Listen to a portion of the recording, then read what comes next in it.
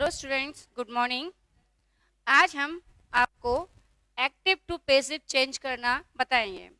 जैसे कि हम पहली क्लास में आपको टेंस के बारे में बता चुके हैं। पहले हमने आपको बताया था कि सबसे पहले अभी ग्रामर सीखने के लिए आपको टेंस आना जरूरी है, तो इसलिए पहले हमने आपको क्लास में टेंस के बारे में समझाया था। हमने आपको एक टेबल भी बनवाई थी। जब आपको टेंस आ जाएंगे तभी आप एक्टिव टू पैसिव चेंज कर पाएंगे, क्योंकि टेंस से ही ये आगे बढ़ते हैं नियम। हम क्या करेंगे, एक्टिव टू पैसिव का मतलब समझेंगे क्या होता है। अब एक्टिव का मतलब होता है, इसको हिंदी में बोलते हैं कर्तावाचक। मतलब इसमें सब्जेक्ट कोई काम करता है उसको बोलते हैं एक्टिव। मतलब जो आपका टेंस होता है उसको बोलते हैं एक्टिव। अब पैसिव का मतलब होता है कर्मवाचक। इसमें ऑब्जेक्ट कोई काम करता है। जैसे कि हमने कहा, मान लो हमने कहा कि मैं एक किताब पढ़ती हूँ, तो ती हूँ आपका टेंस आ गया, प्रेजेंट इंडेफिनिट आ गया। हमने कहा मैं पढ़ती हूँ, तो कौन पढ़ता है, मैं पढ़ती हूँ, तो कौन हो गया सब्जेक्ट, मैं हो गई हूँ। तो जब सब्जेक्ट डायरेक्ट बात करते हैं, जैसे मैं किताब पढ़ती हूँ, तो ये हो जाएगा आपका एक्टिव, यानी कि कर्तावाचक। और जब इसी को हम बोलते हैं मेरे द्वारा एक किताब पढ़ी जाती है, तो क्या हो गया, यहाँ इंपॉर्टेंस किसकी हो गई, किताब की, बुक की। मतलब मेरे द्वारा किताब पढ़ी जा रही है, तो यहाँ पर प्रथम कौन हो गया, प्रधान कौन हो गया, कर्म, यानी कि ऑब्जेक्ट। तो इसको बोलते हैं एक्टिव टू पैसिव। अब मैं थोड़ा आपको बोर्ड पे मैंने सारे रूल लिख के रखे हुए हैं आपके लिए, तो मैं थोड़ा सा 1 मिनट का आपको वेट होल्ड करती हूँ, जिससे आप इसको नोट कर लें।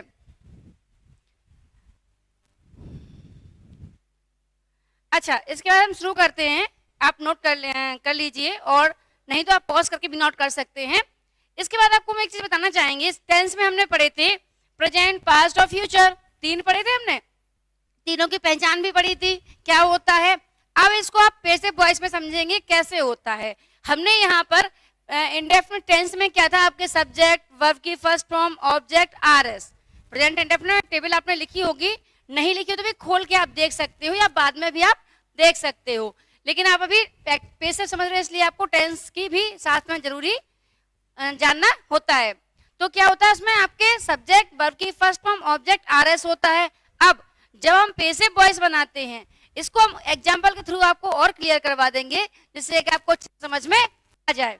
तो इसमें क्या करते हैं, सबसे पहले आप ऑब्जेक्ट को रखते हैं। एक्टिव में अपन सब्जेक्ट को रखते हैं, लेकिन यहाँ पर आपको ऑब्जेक्ट को रखते हैं। तो ये थोड़ा टेबल समझ लीजिए, उसके बाद हम एग्जाम्पल से आपको और क्लियर कर देंगे। देखिए, तो पहले आपके यहाँ पे ऑब्जेक्ट लिया। अगर प्रेजेंट इंडेफिनिट होगा तो यहाँ पे इजमार आएगा और वर्ब का थर्ड फॉर्म आएगा। अब इसमें क्या चीज है, चेंजिंग आपकी होती है हेल्पिंग वर्ब में। ऑब्जेक्ट सबसे पहले आएगा, और आपके कोई सा भी पैसिव वॉइस हो, किसी भी टेंस का हो, उसमें आपको वर्ब का थर्ड फॉर्म ही यूज होगा। ऑलवेज, हमेशा आपको वर्ब का थर्ड फॉर्म ही यूज होगा। तो इसमें क्या होगा, ऑब्जेक्ट, इजमार, वर्ब का थर्ड फॉर्म, आरएस। आरएस हमने बताया था पिछली क्लास में, यानी कि सेंटेंस में बचता है, इसको कहते हैं रेस्ट ऑफ द सेंटेंसेस। उसके बाद फिर बाय ऑफ सब्जेक्ट, यहाँ सब्जेक्ट का जो फॉर्म आएगा, एक चीज और समझ लीजिए, सब्जेक्ट का ऑब्जेक्टिव फॉर्म आएगा, ऑब्जेक्ट का सब्जेक्टिव फॉर्म आएगा। जैसे आपके ऑब्जेक्ट में हो हिम, तो आगे आ गया तो यहाँ हो जाएगा ही, और यहाँ पे होगा ही तो यहाँ पे हो जाएगा हेम। ऐसे ही सारी आपकी टेबल में लिख रखी है, उसको लिख लीजिए। और इसमें एक नोट करने की चीज है और बताने की चीज है, अपने सारे टेंस के, तीनों टेंस के 4-4 पार्ट पढ़े थे। अब पार्ट्स में क्या होता है, इसमें जो आपके जो इनके 3-3 के बनते हैं, इसमें फ्यूचर के 2 के बनते हैं। अब आपके जो है जो नहीं बनते हैं, तो इसमें एक आपका प्रेजेंट परफेक्ट कंटिन्यूअस जो लास्ट वाला होता था, चौथा वाला, ऐसे ही सेम है पास्ट परफेक्ट कंटिन्यूअस। इसके बाद future continuous and future perfect continuous का पैसिव वॉइस नहीं बनता है। अगर ये चारों टेंस आते हैं तो आपका पैसिव वॉइस नहीं बनेगा। वैसे तो आता नहीं है, अगर आता है तो आपका ये नहीं बनेगा। इसमें आप क्या करेंगे, नो चेंज। ये आप नोट कर चुके हैं। अब हम आते हैं एग्जाम्पल्स पे।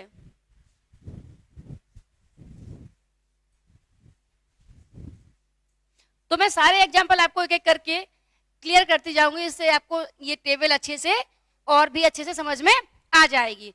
देखिए यहां,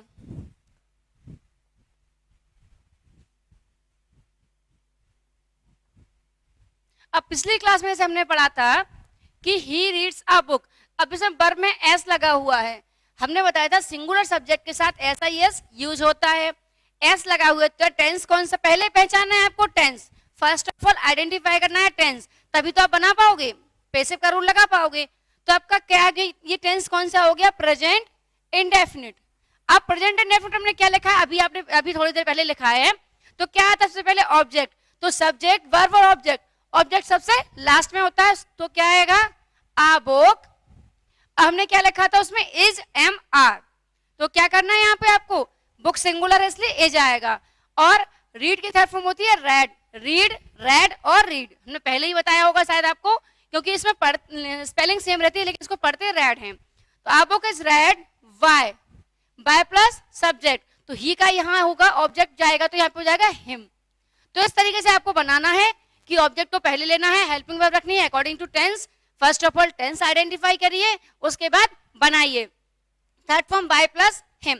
अच्छा एक और देख लेते हैं, पास्ट का भी देख लेते हैं। जैसे हमने यहाँ पे बताया,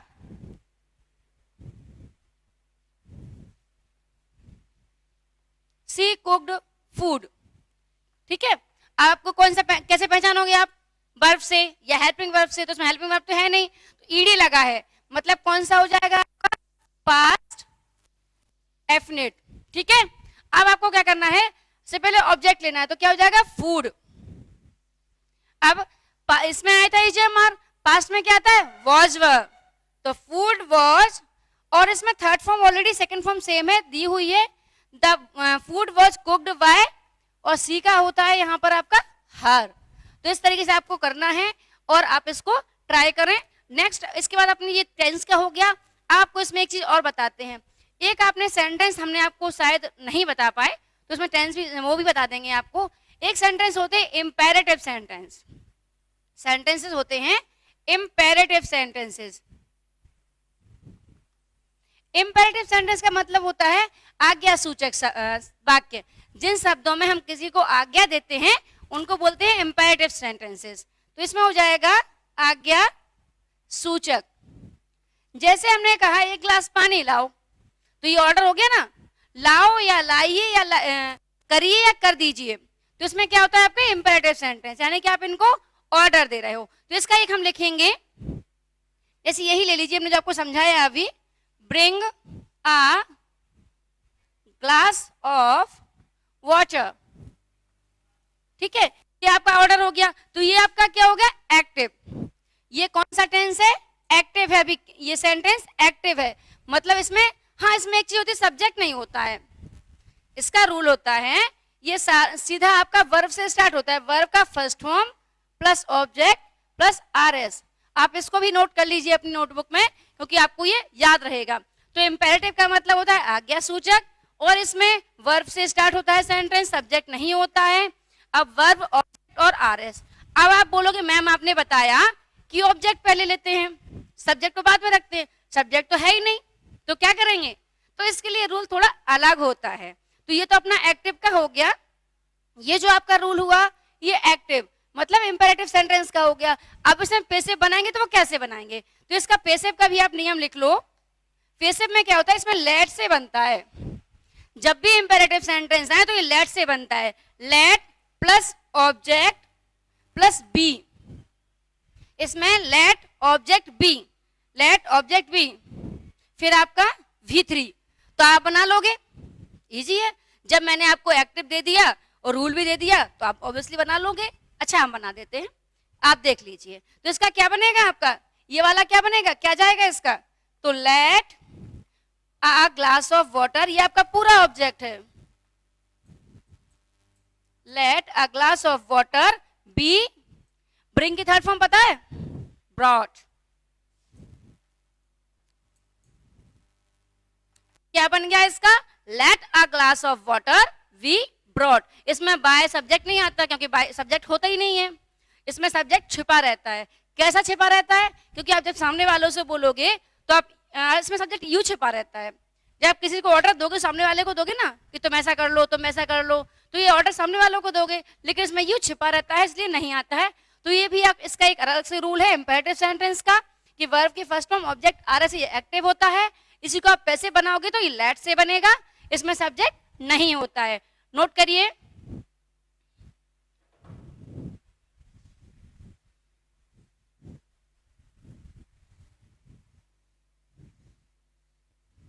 अब आपके एक्टिव पैसे में सिर्फ इतने ही बनते हैं। अब आप अच्छा आप लोग कर सकते हैं तो अपने एक होमवर्क में ये चीज लिख लीजिए। एक हम आपको होमवर्क में ही देते हैं कि आपने टेंस पढ़े थे, टेंस के टेबल को देखते हुए पहले सारे आप टेंस के एक्टिव बनाएंगे, फिर उनके पैसे बनाने की भी कोशिश करेंगे। तो आपको क्या करना है, टेंस बनाना है, सेंटेंस बनाना है, सेंटेंसेस बनाना है एंड चेंज इनटू पैसिव।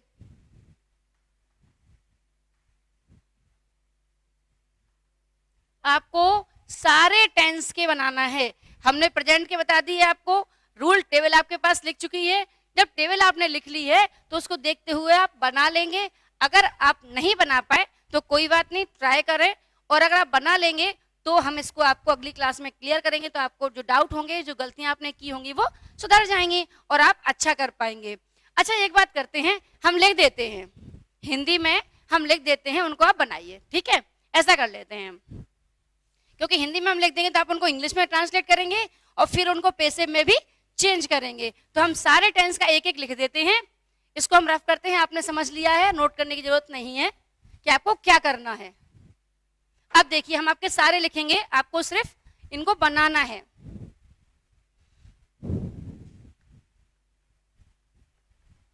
आप हमारे साथ ही लिखते जाइए, हम भी लिखते जाएंगे, आप भी लिखते जाइए।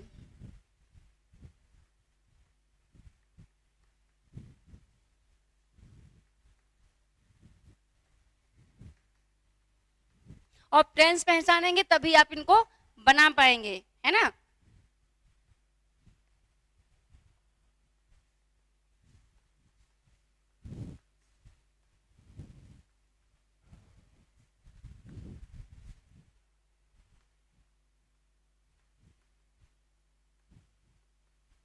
नोट करते जाइए आप इसमें, और पहचान वैसे हम क्रम से दे रहे हैं आपको। फिर भी अगर आपको नहीं समझ में आए तो एक बार आप टेंस की टेबल को रिपीट करें, देखें जरा उसको।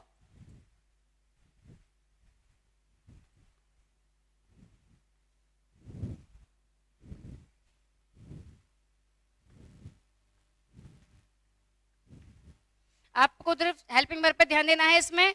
वैसे टेंस में बताया था हेल्पिंग वर्ब और मेन वर्ब, इसमें सिर्फ हेल्पिंग वर्ब पे ध्यान देना है। मेन वर्ब सब में थर्ड फॉर्म ही रहेगा।